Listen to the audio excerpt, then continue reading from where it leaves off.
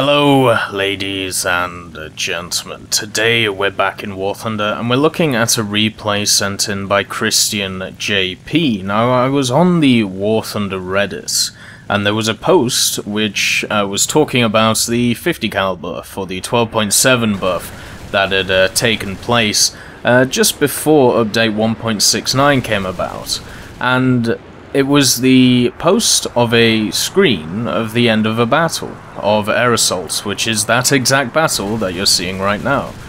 And it said 55 kills on it.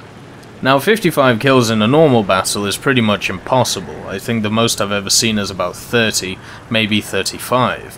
But in an Air Assault battle, obviously 30 or 35 is maybe average if you're a decent player. But I've never seen anything over 50, and Christian JP has been able to get us 55 AI kills in one PvE Air Assault, basically winning his team the game. If we look at the next person along, he has half of the score of him and only has 22 air kills.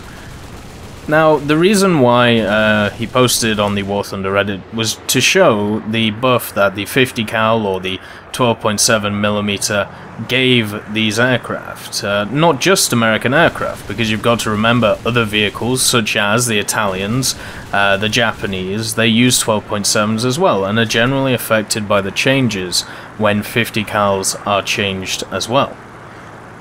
And from this replay in the Kai 44, you can see that work in action. Now, even though it is only against AI and maybe they take a few less shots, or maybe you don't have the issues that being on a servant to client relationship, if you want to put it like that. It's like you have a player, he's connecting to the server, you're connecting to the server, there's going to be lag between the servers. You don't have that because one player does not have to connect to the server, so there's going to be less of that issue, but still, it is amazing. Also, as I've talked about in the past, Air Assault is a great way to train where to shoot targets, where to take them out. Now, unfortunately in this match, he's actually against the Japanese in a Japanese plane, so it's not too useful for him, but it's still decently useful, you know, working on how to aim these guns, taking out engines, shooting at tails, you know, going after the normal stuff. And also, at the same time, it's just great sometimes to be able to just absolutely annihilate a ton of aircraft around the place, especially when you pick an aircraft which is generally pretty good in normal battles, but does lack that firepower. To see it in this testing environment, it is absolutely fun as hell, to be quite honest, and astonishing that you're able to get 55 kills in one round. That is basically 55 kills in just over 30 minutes, 26 seconds. So we'll say about 30 minutes because obviously you have the you have to get into the battle and all this stuff. That is a ridiculous kill per minute ratio that I don't think I've ever seen in any PvE match that I've ever been in. As I said, the most I've got is around 35 kills, and that was in the P47, and I thought that was a good day. Well, I've been put to shame by Christian here, as simple as that. Another thing that the Air Assault mode is really good for is also for testing guns and how powerful they are. Recently I've seen on the War Thunder Reddit, now I generally don't go on the forums, I just stick to the Reddit, that a lot of people are complaining about 20mm cannons. Now that the 50s have got a buff, now everybody complains about the cannons, and once the cannons get a buff, everybody's going to complain about the 50s again.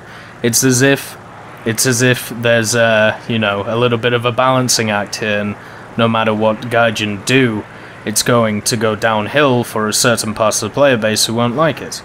But if you go into Air Assault or go into custom battles, use the guns against AI, you can work out how useful these guns actually are, and basically eradicate the what would you call it? The variable of the server. Basically, it is you connecting to a server killing planes instead of, as I said before, you connecting to a server, another plane connecting to the server and having latency there. So you'll find a lot of the time in PvE modes, guns are generally a lot more effective than they would be in just an average battle. And it's exactly because of that, because there is less latency between the aircraft.